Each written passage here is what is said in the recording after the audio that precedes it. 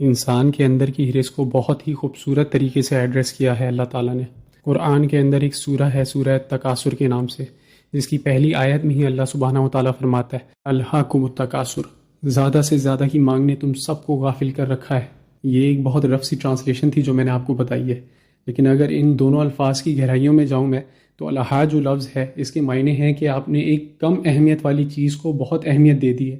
اور آپ کے سامنے ایک زیادہ اہمیت کی چیز رکھی ہوئی ہے لیکن آپ اس کی طرف رجحان ہی نہیں کر رہے ہو اپنا۔ اور پھر آگے اللہ تعالیٰ فرماتا ہے التکاثر، یعنی آپ ڈسٹریکٹ کس سے ہوئے ہو؟ التکاثر سے۔ اب التکاثر کے 3 معنی ہیں۔ پہلے معنی یہ ہیں کہ آپ کسی سے مقابلے میں لگے ہوئے ہو، جیسے فار ایگزامپل آپ کے پاس کرولا ہے اور آپ کے دوست یا کسی کزن کے پاس مرسیڈیز ہے، تو آپ کو اس تک پہنچنا ہے یا اس کو کراس کرنا ہے۔ اور اسی طرح اگر آپ کی سراؤنڈنگ میں، فیملی میں یا دوستوں میں کوئی گھر بنا رہا ہے اپنا، یا پھر کوئی باہر کا ٹور لگا رہا ہے، کسی کی سیلری 3 لاکھ پہنچ گئی ہے، آپ سے 2 گنا ہو گئی ہے، تو آپ کے ذہن میں بس یہی چل رہا ہے کہ یار میں کسی طرح محنت کر کے یا کوئی رستہ اختیار کر کے میں اس سے آگے نکلوں یا اس تک تو پہنچوں کم سے کم۔ تو ان چیزوں نے آپ کو ڈسٹریکٹ کر دیا۔ اسی طرح التکاثر کے دوسرے معنی یہ ہیں کہ آپ دکھاوے میں لگے ہوئے ہو، یعنی آپ جتنا بھی مال ہے اپنا اس کو آپ ایسے ڈسپلے کر رہے ہو اور پوری دنیا کو دکھا رہے ہو کہ جیسے آپ کوئی بہت بڑی چیز ہو۔ اور تیسرے معنی یہ ہے کہ نہ آپ کسی سے مقابلہ کر رہے ہو اور نہ ہی شو آف کر رہے ہو، لیکن آپ اپنے لیے زیادہ سے زیادہ مال حاصل کرنے میں لگے ہوئے ہو، اور ان ساری چیزوں کی دوڑ نے آپ کو غافل کر رکھا ہے۔ اور پھر اگلی آیت میں اللہ سبحانہ و تعالیٰ فرماتا ہے حتیٰ زرتم المقابر،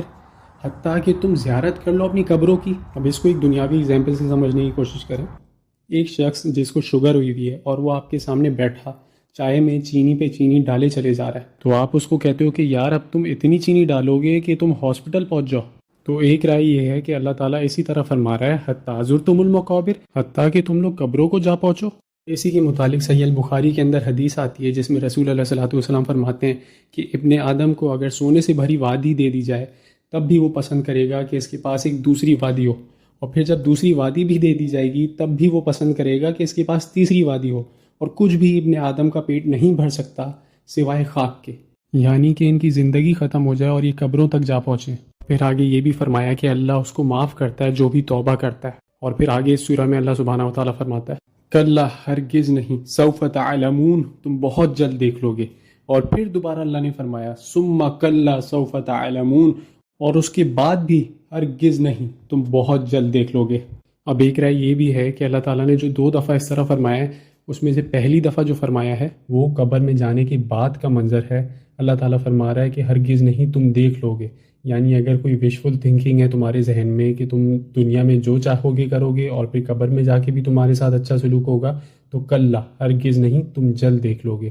اور پھر اسی طرح جو اگلی دفعہ فرمایا وہ تب جب آخرت میں سب کو اٹھایا جائے گا، تب بھی اللہ نے فرمایا کلا، ہرگز نہیں، تم جلد دیکھ لو گے۔ اور پھر مزید آگے فرمایا کلا، ہرگز نہیں، لو تعلمون علما، اگر تم صرف علم کی بنیاد پہ دیکھ لیتے۔ اور علم بھی کیسا؟ اللہ نے فرمایا علم الیقین، یعنی وہ علم جو اللہ سبحانہ و تعالیٰ نے ہماری جانب نازل کیا ہے قرآن کی صورت میں، اور وہ علم جو رسول علیہ الصلوۃ والسلام نے ہم تک پہنچایا ہے، اس علم کی بنیاد پہ ہمیں پختہ یقین ہو، ایسے کہ گویا ہم محسوس کر سکتے ہیں ایک ایک چیز کو، یعنی جو تمام مراحل سے ہم نے گزرنا ہے، قبر کا اور آخرت کا، جو اللہ سبحانہ و تعالیٰ کے سامنے ہم سب نے کھڑا ہونا ہے جا کے، یہ تمام علم پہ ہمارا یقین کے درجے پہ ایمان ہو۔ اور پھر آگے اللہ فرماتا ہے لَتَرَوُنَّ الْجَحِیمَ، بے شک تم جہنم کو دیکھو گے۔ یہ جو عربی کا لفظ جہیم ہے اس کے معنی ہے شیر کی آنکھیں،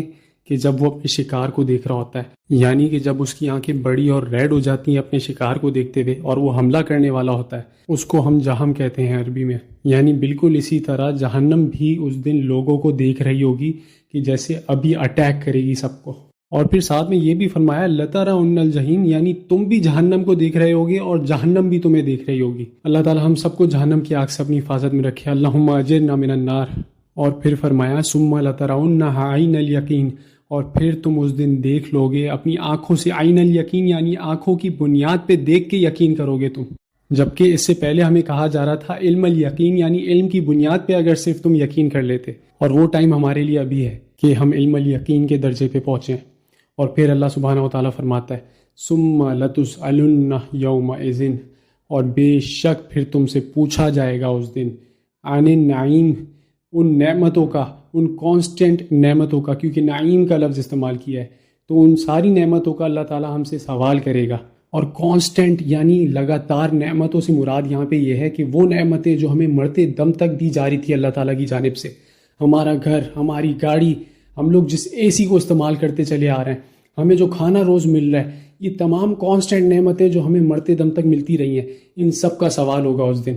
اور سوال یہ ہوگا کہ ہم نے کتنی شکر گزاری کی، ہم نے کتنا شکر ادا کیا اللہ کا، کیونکہ یاد رکھیں شکر صرف منہ سے نہیں ہوتا، شکر آپ کے عمل سے بھی ہوتا ہے۔ سورہ قریش میں اللہ تعالیٰ نے ان نعمتوں کا ذکر کیا جو کہ اللہ تعالیٰ نے قریش پہ کری تھی، اور پھر فرمایا فَلْيَعْبُدُوا رَبَّ هَٰذَا الْبَيْتِ، کہ یہ سب اس لیے، یہ ساری نعمتیں اس لیے تاکہ وہ اس کعبے کے رب کی فرما برداری کریں۔ فَلْيَعْبُدُوا یعنی لٹرلی اس کی غلامی کریں، جو اللہ تعالیٰ کے احکامات ہیں ان سب کو اپنی زندگیوں پہ اپلائی کریں، اپنی زندگی اپنے رب کے احکامات کے تابع کر دیں۔ اللہ تعالیٰ ہم سب کو سننے، سمجھنے کی اور عمل کرنے کی توفیق عطا کرے۔ بارک اللہ لی ولکم فی القرآن الحکیم، آمین یا رب العالمین۔